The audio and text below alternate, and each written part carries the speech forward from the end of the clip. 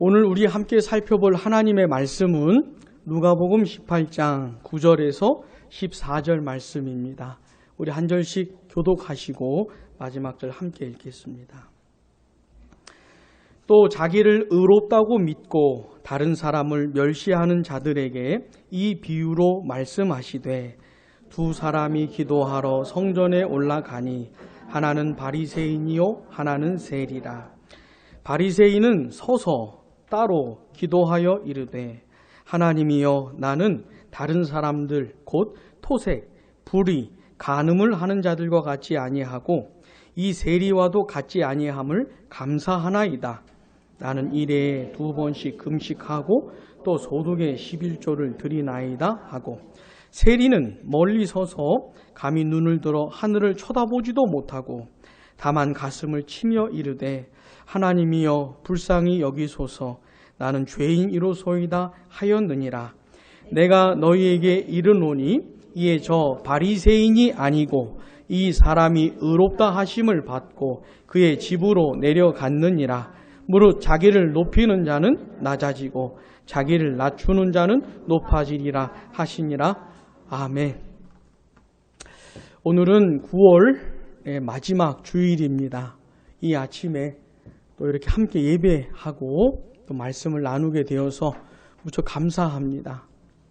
저는 우리 양무리 교회 안에서 신앙생활하면서 제일 감사한 것 중에 하나는 이렇게 함께 예배할 사람들이 있다는 게 너무 감사해요.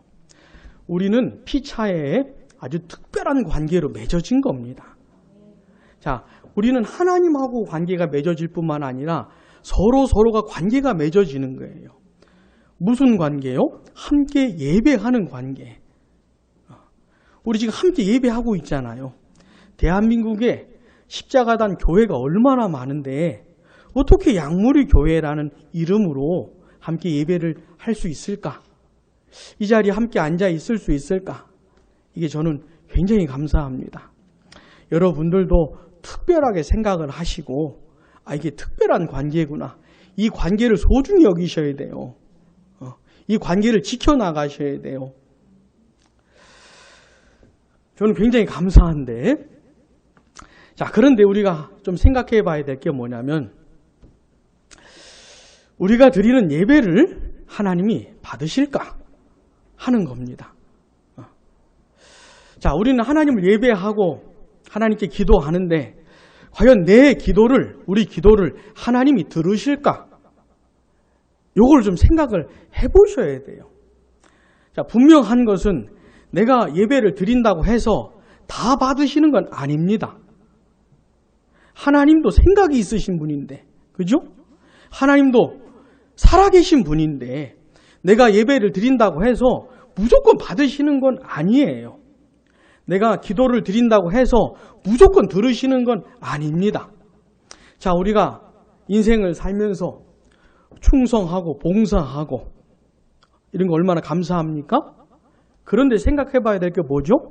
과연 내가 하는 봉사를, 내가 하는 헌신을 하나님이 받으실까? 요거를 꼭 생각해 보셔야 돼요. 자, 오늘 우리 예배 드리고 있는데 우리 예배를 하나님 받으실까요? 고개를 젓고 있는 우리 아이가 있는데 구약 성경에 보시면 이런 말씀이 있어요. 이스라엘 백성들이 너무 성전에 드나들면서 제사를 꼬박꼬박 드리는 겁니다. 빠뜨리지도 않고 꼬박꼬박 제사를 드리는 거예요. 우리식으로 하자면 예배를 드리는 겁니다. 근데 하나님께서 뭐라 하시냐면 누가 성전 문을 좀 닫아주면 좋겠다. 오지 못하게. 너무 제사를 많이 드리는 거예요. 하나님이 받지도 않는 제사를. 그러니까 이스라엘 백성들은 하나님은 생각도 안 해요. 이걸 받으실지 안 받을지 하나님은 염두에 두지도 않습니다. 그냥 늘 하던 대로 성전 드나들면서 제사 드리고 그러는 거예요. 하나님 편에서는 어쩌면 지겨운 것이죠. 하나님은 받지도 않는 예배를 계속 그러니까 누가 좀 성전문을 좀 닫아주면 좋겠다. 오지 못하게, 제사 못 드리게. 그러시는 거예요. 사랑하는 여러분 기억하셔요. 그럴 수 있습니다. 우리도 30년, 40년 내가 예배를 드렸는데 만약에 하나님께서 안 받으시는 예배를 드렸다면은 그거는 정말 심각한 거 아니겠습니까? 그죠? 내가 목숨 걸고 하나님 섬기고 교회 섬겨왔는데 만약에 하나님이 받지 않는 헌신이었다면은 이거 심각한 거 아니겠습니까? 그래서 오늘 이 아침에 생각해 보려고 하는 게 뭐냐면 하나님은 어떤 사람의 예배를 받으실까? 어떤 사람의 기도를 들으실까? 어떤 사람의 헌신을 받으시는 것일까? 요걸 생각해 보려고 하는 거예요. 자, 하나님은 예배를 받으시는 사람의 어떤 상태가 있는 거예요. 그러니까 어떤 마음의 상태를 가지고 예배도 드리고 기도도 드리고 헌신도 해야 그걸 받으시는 거지. 이런 마음의 상태에 상관없이 이런 거 다 무시하고 그냥 이렇게 한다고 해서 받으시는 분이 아닙니다. 우리도 누가 우리한테 뭘 이렇게 우리한테 잘해주고 뭘 선물 주고 뭘 우리를 챙겨주고 막 이렇게 우리를 보살펴주고 할 때 그냥 해주는 그 행동이 아니라 중심을 보지 않습니까? 우리 같은 사람도. 그죠? 속으로는 나 미워하면서 겉으로는 잘해주고 이러면 힘들지 않습니까? 마음부터가 우리가? 그러지 않습니까? 하나님도 비슷한 게 있는 겁니다. 그래서 이 아침에 생각해 보려고 하는 게 뭐지요? 하나님은 어떤 사람의 예배를 받으신 걸까? 요거 좀 생각해 보려고 하는 겁니다. 자, 오늘 우리가 함께 읽은 이 본문에는 예수님께서 해주신 이야기 속에 두 사람이 등장해요. 공통점은 뭡니까? 성전에 가고 있는 것이에요. 뭐 하러요? 기도하러. 아니, 기도하러 성전에 가는 거 얼마나 아름답습니까? 얼마나 좋아요. 근데 문제는 뭐냐면 두 사람이 기도를 하기는 하는데 영 다른 모습으로 대조적인 모습으로 기도를 한다는 겁니다. 자, 두 사람이 누구냐면 본문 10절 보셔요. 두 사람이 기도하러 성전에 올라가니 같이 읽겠습니다. 하나는 바리새인이요 하나는 세리라. 아멘. 두 사람 누군데 하나는 누구죠? 바리새인, 또 하나는 세리. 이 바리새인은 어떤 사람들이냐면 당대의 대중들로부터 존경을 한 몸에 받는 사람들입니다. 거룩을 추구하는 사람들이에요. 세속적으로 안 사는 사람들이에요. 거룩을 추구하고 율법 엄청 지키고 예배 절대로 안 빠지는, 목숨 걸고 예배 안 빠지는, 그리고 자기들만의 그 신앙 행위들을 아주 철두철미하게 하는 사람들이 바리새인들이에요. 다만 겉으로만, 외형적으로만 속은 썩었는데 겉은 화려해요. 속은 아닌데 겉은 굉장히 신앙적이에요. 우리도 신앙 교회 다니면서 이런 사람들 보지 않았습니까? 말을 하는데 막 청산유수요. 말을 너무 신앙적으로 해요. 어떻게 그런 단어들을 골라가면서 적재적소에 쓰는지 말만 듣고 있으면 그냥 푹 넘어가게 생겼어요. 너무 경건해 보여요. 근데 속은 아닌데 그런 사람들 우리가 경험해보지 않았습니까? 그러니까 바리새인들이 그런 사람들이에요. 그런 예수님께 책망을 많이 받았죠. 보통 사람들은 그 중심을 못 보니 칭찬하고 존경했지만 예수님을 중심을 보시니 칭찬할 수가 없지요. 그 썩은 중심을 책망을 하셨던 그 사람들이 바리새인이에요. 요 바리새인 그런 사람이고. 자, 세리는 어떤 사람입니까? 그 당시에 뭐 하는 사람이죠? 세금을 걷어들이는 사람들인데 요즘 식으로 하자면 세무공무원이에요. 아니, 이 당시는 유대가요, 로마의 지배하에 있었기 때문에 유대인들로부터 세금을 걷어가지고 로마에 바치는 겁니다. 이건 뭐 지배를 받고 있었기 때문에 어쩔 수 없는 거예요. 근데 문제는 뭐냐면 정해진 액수를 걷는 게 아니고 더 많이 걷는 겁니다. 그래서 로마에게 넘길 건 넘기고 나머지는 자기들이 먹고 이런 것이에요. 아주 나쁜 놈들이죠. 아주 못된 놈들이죠. 가뜩이나 살기 힘들어 죽겠는데 이런 짓을 하고 있으니 막 열불나는 것이죠. 아마 세리가 눈앞에 왔다 갔다 하면 참지를 못할 거예요. 이런 사람이 세리인 거예요. 자, 성전에 기도하러 두 사람 올라갔지요. 한 사람 누굽니까? 바리새인. 또 한 사람 누굽니까? 세리입니다. 자, 그런데 두 사람이 기도하는 모습이 영 달라요. 자, 바리새인은 어떻게 기도했을까요? 11절 보시면 바리새인은 서서 따로 기도하여 이르되. 바리새인은 기도하는데 굉장히 자신만만하는 거예요. 자, 기도하는 게 뭡니까? 하나님 앞에 서는 거잖아요. 살아계신 하나님을 의식하고 하나님 앞에 서는 거 아닙니까? 근데 바리새인은 굉장히 당당해요. 자신만만해요. 하나님도 나 정도는 받으시겠지. 이러는 거예요. 그리고 따로 기도해요. 보통 사람들과 같이 기도도 안 해요. 그러니까 본인은 굉장히 잘 살고 있고 굉장히 경건하고 거룩하고 그런 줄로 알고 있는 사람입니다. 그렇게 생각하는 것이 기도 속에 다 드러나는 거예요. 기도하는데 굉장히 당당해요. 그러면서 기도의 내용이 뭡니까? 보시면 하나님이여 나는 다른 사람들 곧 같이요 토색, 불의, 간음을 하는 자들과 같이 아니하고 이 세리와도 같이 아니함을 감사하나이다. 감사 기도를 하는 게 감사 기도. 감사 기도가 뭐 나쁜 겁니까? 근데 감사하는 내용이 좀 이상한 거예요. 자, 바리새인이 뭐라고 감사하냐면 나는 다른 사람하고는 다릅니다. 그걸 감사하는 거예요, 그걸. 근데 어떤 사람들하고 비교합니까? 토색이 뭐냐면 강제로 뭔가 뺏는 거예요. 약탈하는 것이죠. 힘으로 빼든지 잔꾀로 뺐든지 간에 아주 나쁜 놈들이죠. 근데 바리새인은 이 사람은 난 그런 짓 안 합니다. 이러는 것이에요. 불의, 간음을 하는 자들과도 같지 않습니다. 나는 그런 거 안 합니다. 난 그런 짓 하는 사람하고 다릅니다. 나는 저 세리와도 다릅니다. 이렇게 하는 것이에요. 그리고 그걸 감사하고 있는 것이죠. 대단히 이상한 거예요. 게다가 12절 같이요. 나는 일에 2번씩 금식하고 또 소득에 11조를 드리나이다 하고 아멘. 여러분 금식 해보셨어요? 저는 한 끼를 굶으면 막 정신이 어질어질해요. 그래가지고 이 목회자인데 금식 이러는 거예요. 제가 옛날에 대학생 시절에 그 많이 먹던 시절에 5일을 금식을 해봤습니다. 집에서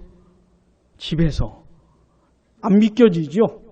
우리 엄니는 아시는데 그러면서 아침부터 저녁까지 맨날 어머니 오늘 점심 뭐 하셨어요?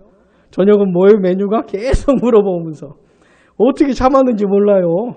예? 이게 바리새인들 자기들만의 신앙 룰이 있는 겁니다. 신앙생활 하려면 이 정도는 해야지. 그러는 거예요. 일주일에 2번씩 금식을 한다고 나름 규칙을 정해놓은 겁니다. 그러면서 철저히 지키는 것이에요. 굉장히 타고난 사람 아닙니까? 저 같은 입장에서는 놀라워요. 예? 자, 소득의 11조 하는 게 이게 쉽습니까, 여러분? 11조라는 게 뭐예요? 내게 주신 모든 것 하나님이 주셨습니다. 하나님이 날 책임져 주시고 하나님이 날 먹여 주십니다. 그 신앙으로 10분의 1을 드리는 것이에요. 난 하나님으로 말미암아 삽니다. 근데 이 바리새인은 11조를 하는 것이에요. 근데 문제는 뭡니까? 중심은 없이 겉으로만 이러는 것이에요. 겉으로만. 자, 바리새인은 굉장히 감사해요. 늘 감사. 근데 뭐가 감사해요? 딴 사람들하고 비교하면서 난 저 사람들하고 다릅니다. 또 하나, 나 신앙생활 엄청 잘하고 있습니다. 이게 감사한 것이에요. 그러면서 굉장히 자신만만한 거예요. 여러분, 이 바리새인의 기도, 이 모습이 뭐가 잘못됐는지 아시겠습니까? 뭐가 잘못됐는지 아셔요? 이거 모르시면 곤란합니다. 나도 이렇게 해야지. 이러면 곤란해요. 제가 전도사로 사역했던 교회에 어떤 장로님이 계셨는데 이분은 자기 소개를 어떻게 하냐면 나는 20년 동안 새벽 예배 한 번도 안 빠진 사람입니다. 이렇게 자기 소개를 해요. 얼마 안 된 전도사에게. 근데 제가 가서 보니까 제가 본 것만 해도 몇 번 되거든요. 새벽 예배 빠진 게. 아무튼 간에. 예? 여러분 제가 전도사 사역하면서 새벽 예배 빠진 적 있을까요? 없을까요? 어떻게 아세요? 예? 제가 이제 전도사 시절에 이제 설교를 맡았던 때인데 그 교회는 1부가 5시, 2부가 6시예요. 1부, 2부 제가 다 설교를 해야 되는데 딱 눈 떴더니 5시 20분이에요. 눈 떡 뜨는데. 얼마나 당황했겠어요. 순간 생각을 했죠. 어떻게 해야 되느냐, 이거를. 1부는 내가 인도 못했지만 그래도 빨리 준비하고 가면 2부는 할 수 있겠다. 그래서 막 정신없이 준비해가지고 교회 가서, 예배당 가서 새벽 예배 인도했어요. 성도들을 쳐다보는데 얼마나 민망했겠습니까? 사과해 가면서 간신히 마쳤어요. 그 다음에 또 시간이 좀 지나서 제가 또 한 번 맡을 때가 됐어요. 눈 떴는데 6시가 넘었어요. 정말 그 황당한 그 마음은 어떻게 설명을 할 수가 없어요. 교인들 쳐다볼 수가 없어요. 말이 안 나와요. 예? 그래, 이제 제가 감사한 건 뭐냐면, 누가 새벽 예배 빠지면 이해가 돼요. 뭐라 하고 싶은 생각이 안 들어요. 나도 그랬었으니까. 자, 근데 그 장로님은 자그마치 20년을 한 번도 안 빠졌다는 것이에요. 뭐 얼마나 감사합니까? 근데 문제는 뭐예요? 이게 자기 자랑인 거예요. 자기 자랑인 것이죠. 자기 의예요, 이게. 나 이런 사람이야. 이 바리새인의 문제가 뭡니까? 나름 신앙생활 형식적으로 엄청 잘한 사람이에요. 근데 문제는 뭐예요? 이게 자기 자랑인 것이에요. 자기 의로 삼는 것이에요. 이게 문제인 겁니다. 예수님이 이 이야기를 왜 해주신 거냐면 9절 보세요. 본문 9절. 또 자기를 의롭다고 믿고 다른 사람을 멸시하는 자들에게 이 비유로 말씀하시되, 이런 사람들이 있어서 이런 얘기하는 겁니다. 너무 경건해 보여요. 너무 거룩해 보여요. 막 새벽 예배, 수요 예배, 금요 기도에 주일 하나도 안 빠져요. 제발 좀 빠져야 되는데, 그런 사람들은 차라리 좀 빠지는 게 나아요. 한 번도 안 빠지면서 자기 자랑하는 것보다는 빠져서 할 말 없는 게 차라리 나아요. 이런 사람들은. 근데 이런 사람들은 한 번도 안 빠져요. 야, 놀라워. 체력도 좋다, 진짜. 막 정신력 엄청 강하고. 막 정확한 시간에 눈 뜨고. 예? 근데 문제는 뭡니까? 자기 의로 삼고, 딴 사람들하고 비교하면서, 저런. 이러고 있는 겁니다. 이런 사람이 있어서 예수님께서 이런 얘기를 해주시는 거예요. 자, 우리 양무리교회 신앙생활 함께 한 지 한 5개월 됐습니까? 제법 지났어요. 함께 신앙생활 해보니까 나보다 신앙이 좀 안 좋은 사람들은 누구. 예? 내가 그래도 좀 존경할 만한 사람 누구. 이렇게 판단 듭니까? 예? 혹시 그러지 마셔요. 제발 좀. 저는 목회하면서 성도들은 거의 안 혼냅니다. 거의 안 혼내요. 사역자들은 많이 혼내봤지만은, 그러나 이런 사람들은 혼날지도 모릅니다. 이런 사람들은, 자기 의로 가득한 사람들은 혼날지도 몰라요. 제발 이런 사람 등장하지 마시기를. 자, 이런 얘기를 해주시면서 예수님께서 세리 얘기를 꺼내주시는 거예요. 세리는 자타공인 죄인입니다. 누구나 다 손가락질을 하는 놈이 세리예요. 아주 나쁜 놈입니다, 이 세리는. 자, 근데 세리가 어떻게 기도하냐면 13절 보셔요. 세리는 멀리 서서 감히 눈을 들어 하늘을 쳐다보지도 못하고 다만 가슴을 치며 이르되. 세리가 왜 이러는지 아십니까? 지은 죄가 있어서 그래요. 근데 지은 죄가 있다고 해서 다 자기 죄를 알고 깨닫고 하나님 앞에 어떻게 설 수 없는 그런 마음을 가진 건 아니지 않습니까? 화성 연쇄살인 그 끔찍한 짓을 해놓고서도 계속 부인을 하잖아요. 제가 경찰이 안 된 게 감사합니다, 진짜. 합리적으로 수사할 수가 없어요. 열받아가지고. 저는 아마 경찰 했으면 막 주먹부터 나갔을 겁니다. 아마. 다 그런 건 아닙니다. 지은 죄가 끔찍해도 너무 많아도 다 하나님 앞에서 내가 죄인이구나. 내가 지은 죄가 있구나. 하나님 앞에 설 수가 없다. 마음이 이런 건 아닙니다. 근데 이 세리는 어떤 세리냐면, 물론 죄는 지었어요. 나쁜 짓 했어요. 근데 그걸 하나님 앞에서 깨닫는 겁니다. 도무지 하나님 앞에 나아갈 수가 없어요. 설 수가 없어요. 마음이 너무 괴로워서 가슴을 치고 있는 겁니다. 이게 세리예요. 그러면서 뭐라고 합니까? 같이요. 하나님이요 불쌍히 여기소서. 나는 죄인이로소이다 하였느니라. 아멘. 할 말 없어요. 할 말이 없지요. 잘한 게 뭐 있어야지요. 하나님 앞에서 선한 짓을 한 게 있어야지요. 그러니까 할 말이 없어요.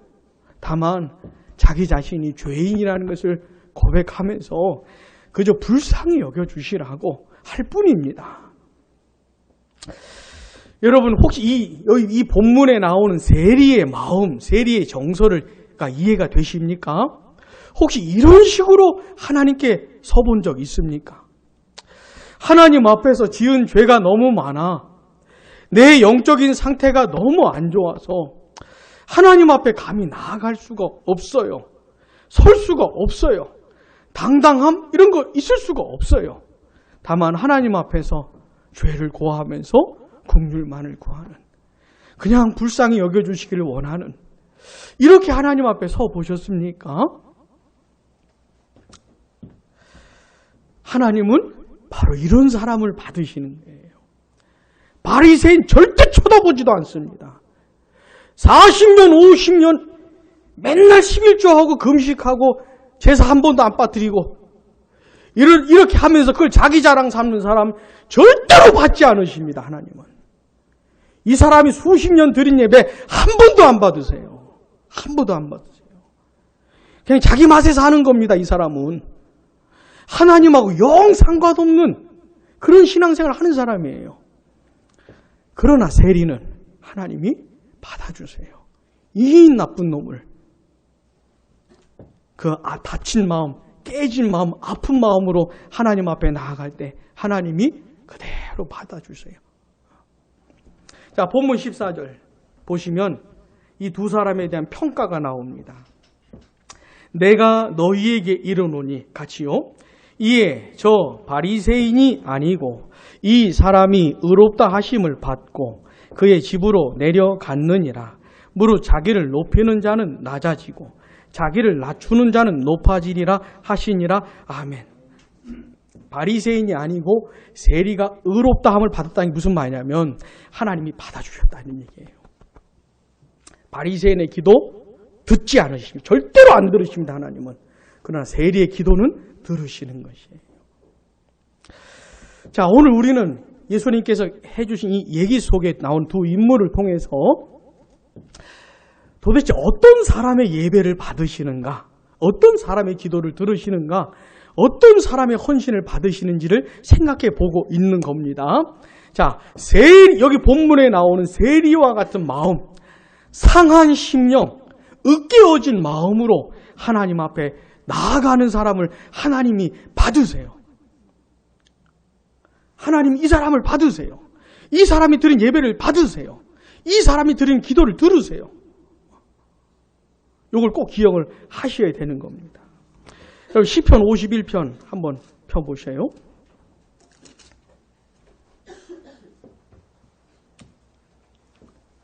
시편 51편.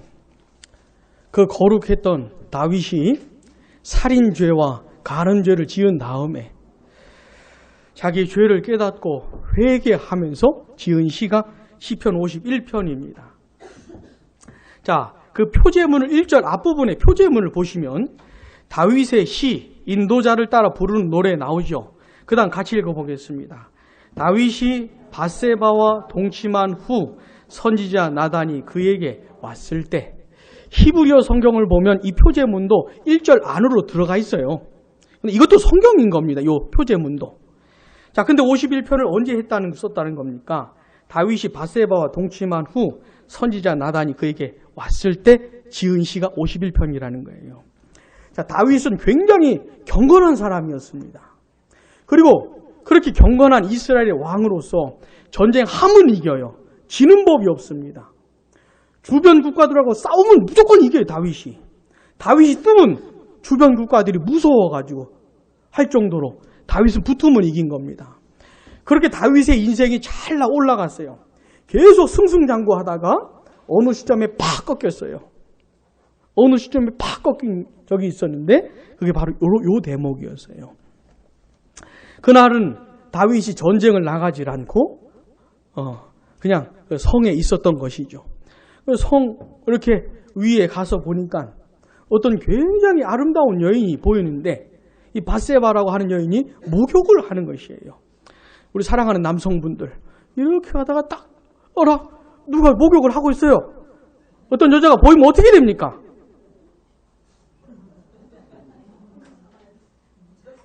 우리 남성분들 어떻게 해야 돼요? 이러면서 쳐다보시면 안 돼요. 이겨낼 남성이 없습니다. 눈을 감든지 눈을 치든지 바로 밑으로 내려가든지 도망을 쳐야 돼요. 그런 자리에서. 근데 다윗이 어떻게 합니까? 계속 쳐다보는 것이에요. 계속. 차라리 전쟁에 나가지 그냥. 에? 정신없이 막 전쟁을 하지 그랬어요. 이렇게 쳐다보니까는 무슨 생각이 들겠어요? 음란한 마음이 드는 것이죠. 그러면서 이미 마음으로는 그 여인을 범하는 겁니다. 알아보니까 남편이 있는 여인이에요. 게다가 그 남편이 누굽니까? 자기의 충성스러운 부하의 부인이었던 것이에요. 그거 알면 어떻게 해야 돼요? 아무리 음란한 마음이 들어서도 정리했어야죠. 잘라버렸어야죠. 자기 마음을 죽여버리셔야죠. 그 밧세바를 데리고 와서 간음을 저질러 버린 겁니다. 자, 근데 소문이 들리는데 그 밧세바가 임신했다는 소식이 들리는 것이에요. 그럼 어떻게 해야 돼요? 다윗이 그 자리에서 회개를 해야죠. 내가 사실은 이래 해서 내가 잘못했다. 이건 내 죄다. 이렇게 나와야죠. 다윗의 머리가 얼마나 잘 돌아가는지 아십니까? 그 사건을 무마하기 위해서 그 충성스러운 우리아를 데리고 와요. 전쟁터에서. 그러면서 이렇게 술도 주고 음식도 주고 그 집으로 돌려보냅니다. 왜요?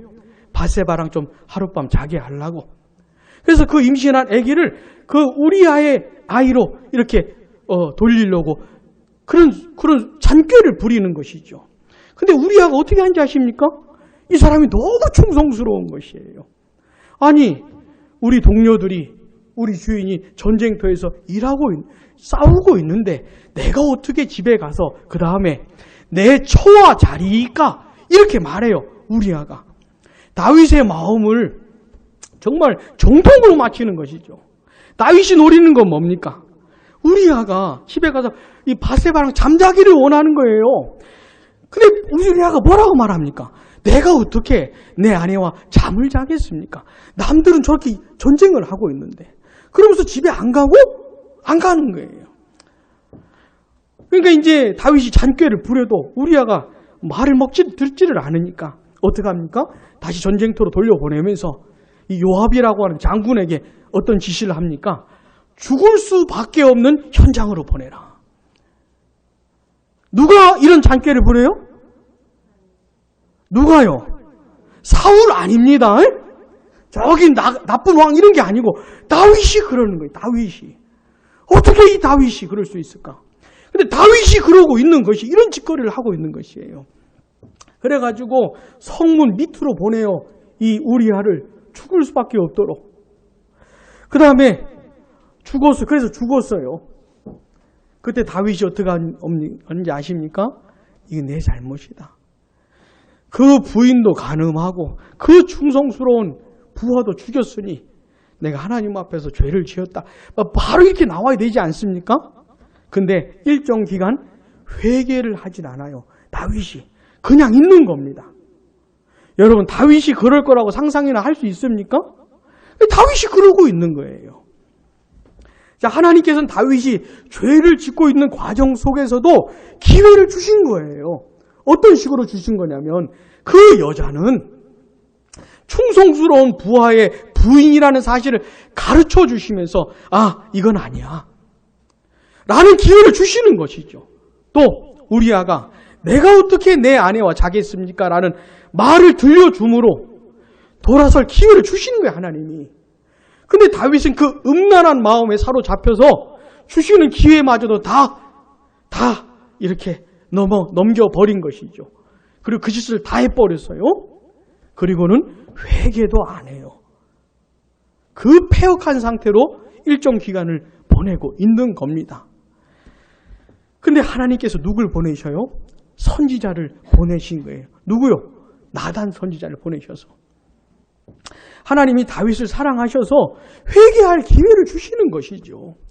나단 선지자를 보내가지고 다윗의 죄를 드러내셔요. 그런데 처음 말했더니 어떤 이야기를 통해서 해줬더니 못 알아둬요, 다윗이. 나단이 직접 대놓고 말합니다. 당신이 그 사람이라. 이러면서. 처음에 얘기해줬을 때 다윗이 굉장히 화를 내거든요. 그런 놈이 어떻게 있을 수 있냐 막 이러면서. 당신이 그 사람이라 그랬더니 다윗이 어떻게 했을까요? 자기의 죄를 깨닫게 된 것이에요. 여러분, 선지자가 당신이 이런 죄를 지었다고 해서 다 깨닫는 건 아닙니다. 성경을 읽어보시면 그런 선지자 잡아다 감옥에 가두는 왕들도 있어요. 저 선지자 잡아 죽여라 하고는 그런 왕도 있어요. 그러니까 하나님께서 돌아설 기회를 많이 주셨어요. 결정적으로도 주셨어요. 근데 어떤 왕들은 다 무시해요.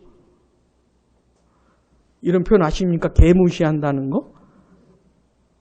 이런 표현 아시는지? 다 그렇게 무시하는 거예요. 근데 다윗은 뭡니까?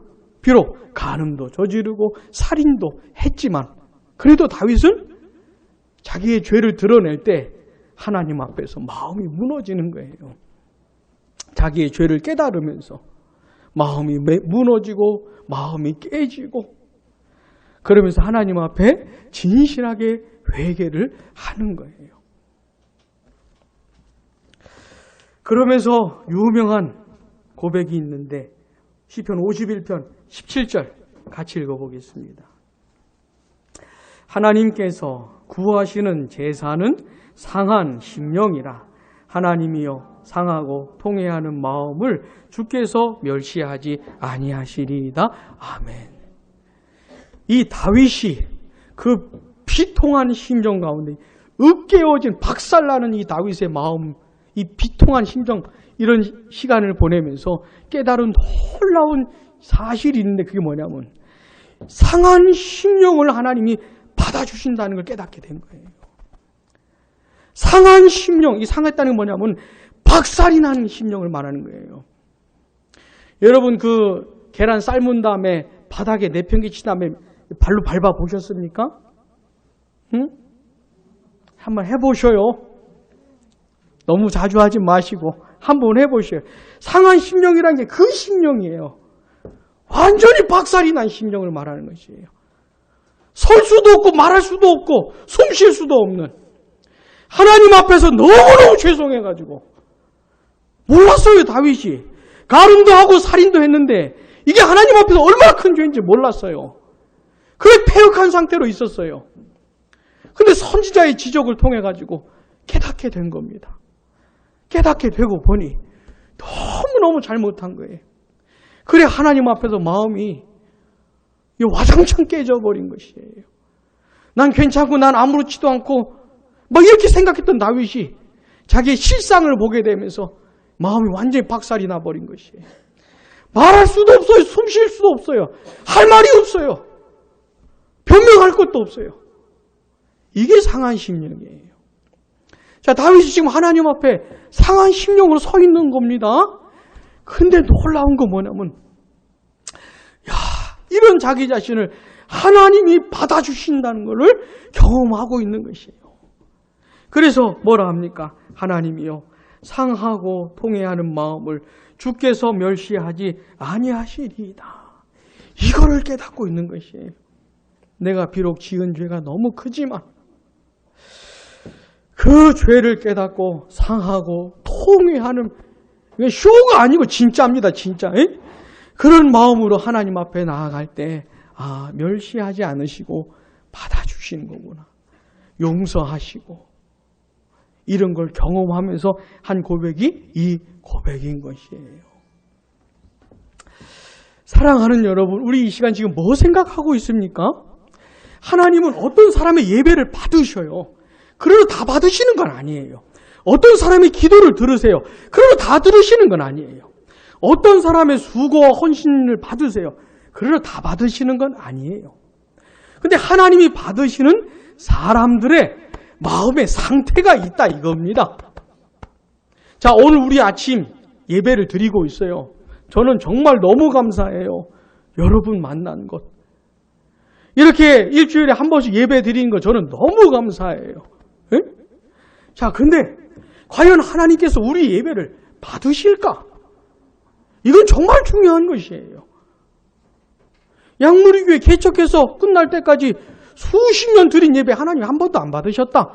이러면은 이게 얼마나 당황스러운 일입니까? 자, 하나님께서 우리 예배를 받으셨을까요? 안 받으셨을까요? 우리 예배를 받으셨다면은 우리의 마음의 상태가 상한 심령으로 나왔어야 됐었을 겁니다. 우리가 예배한다는 건 뭐예요? 하나님 앞에 선다는 거거든요. 그 거룩하신 하나님 앞에 서는 걸 말해요. 하나님 앞에서 내 자신을 돌아볼 때, 아, 나는 일주일 잘 살았어, 일주일 잘 살았어. 이러고 나오시면 곤란한 것이에요. 난 하나님 보실 때 아무 흠이 없을 거야, 아마. 에? 나 정도면 이러시면 곤란한 것이에요. 하나님 앞에서 자기의 실상을 돌아보면서 우리가 하나님 앞에 당당히 설 수 있는 사람이 우리 중에 누가 있겠습니까? 여러분, 일주일 내내 100% 하나님만 사랑했습니까? 에? 자, 하나님 기준이 되게 높아요. 적당히 애써가지고는 하나님 기쁨이 될 수가 없습니다. 굉장히 수준이 높아요. 몇 %를 만족시켜드려야 될까요? 하나님께 만족을 시켜드리려면 몇 %쯤 만족을 시켜드려야 될까요? 100%요. 조금의 흠도 있으면 안 돼. 먼지만한 흠도 있으면 안 돼. 하여튼 까딱하면 안 되는 것이에요. 일주일 내내 완벽하게 하나님 사랑. 하나님보다 더 사랑하는 거 있으면 전혀 안 돼요. 그리고 100% 이웃 사랑. 내 자식, 내 부모님, 내 친구, 내 동료 조금이라도 미워하면 안 돼요. 마음의 갈등 생기면 안 돼요. 완전 용서, 완전 사랑, 이것밖에. 우리 중에 그런 사람 있습니까? 없지요. 우리는 그렇게 살고 있는 것이에요. 자, 하나님 앞에 나올 때 어떻게 해야 됩니까? 그런 자기 자신을 돌아보는 것이죠. 자기 자신을 돌아보지도 않으면서 쭉 와가지고 막 신나게 예배 드리고 이러면 곤란하다 이거죠.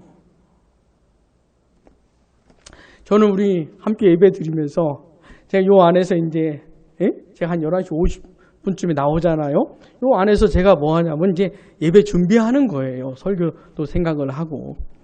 근데 우리 교회는 너무 분위기가 좋아요. 저는 일단 굉장히 감사합니다. 만나서 싸우고 막 지지고 볶는 것보다는 이게 차라리 낫지요. 막 웃고.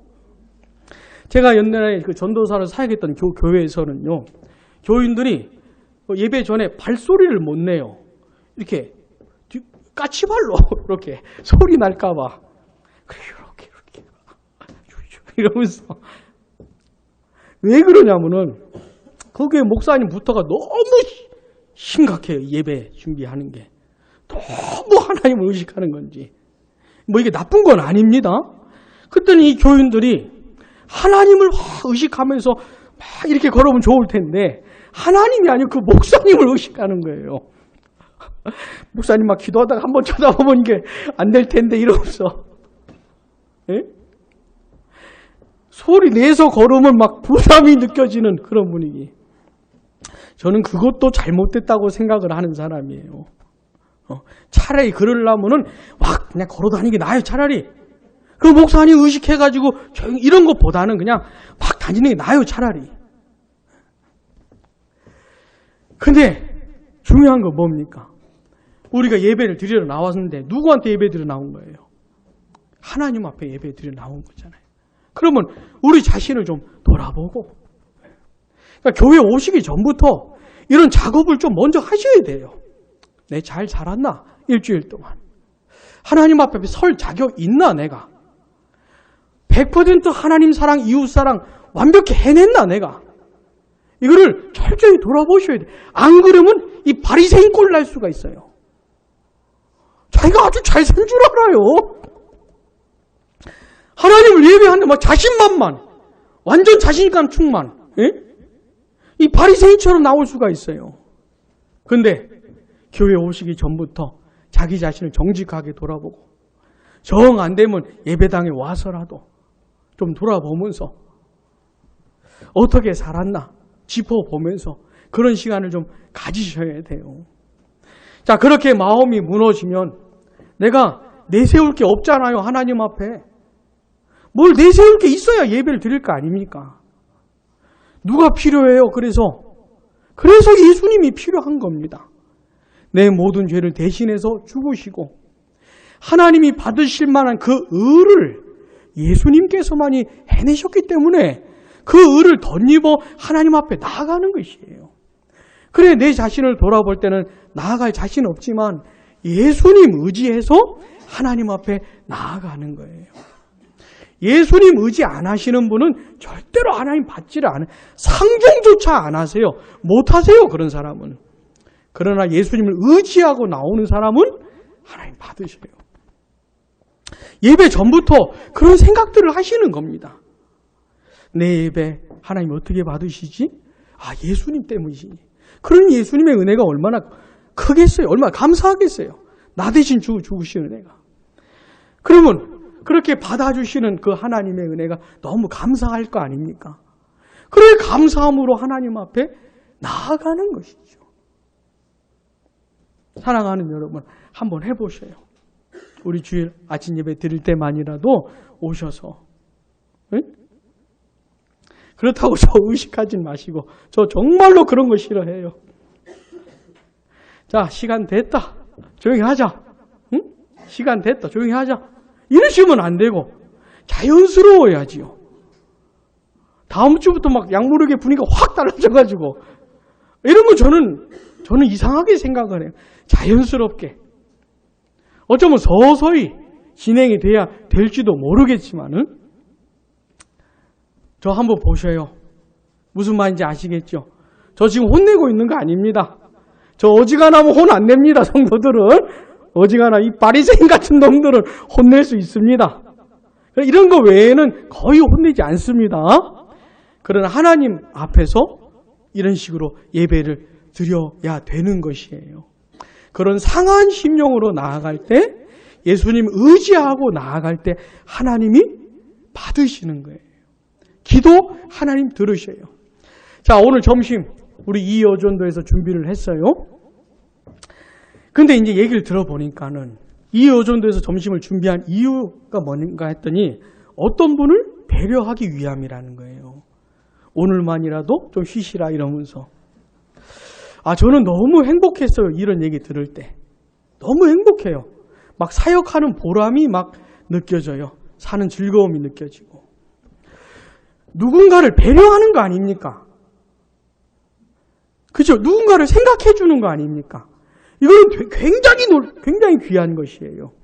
우리 양무리 교회는 그렇게 진행이 되면 좋겠습니다. 그런 식으로 누군가를 배려해서. 제가 아직 점심 먹어보진 않았지만 엄청 맛있을 것 같아요. 일단 마음이 맛있어요. 마음이 맛있어요.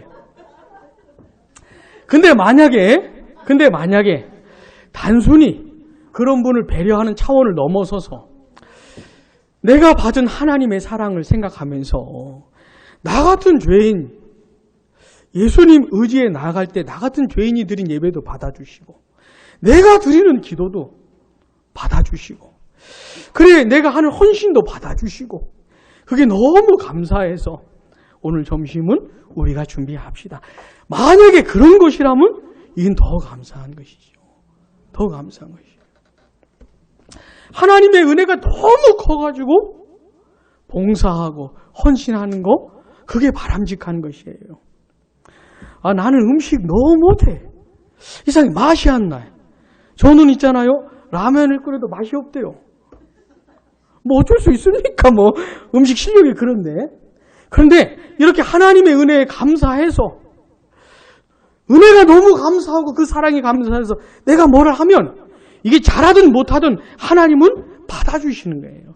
잘하고 못하고가 문제가 아니고 그 중심이 마음이 들기 때문에 사랑하는 여러분 그렇게 하는 겁니다. 그렇게. 그런 중심과 동기로 예배도 드리고 기도도 하고 헌신하고 충성하고 하는 거예요.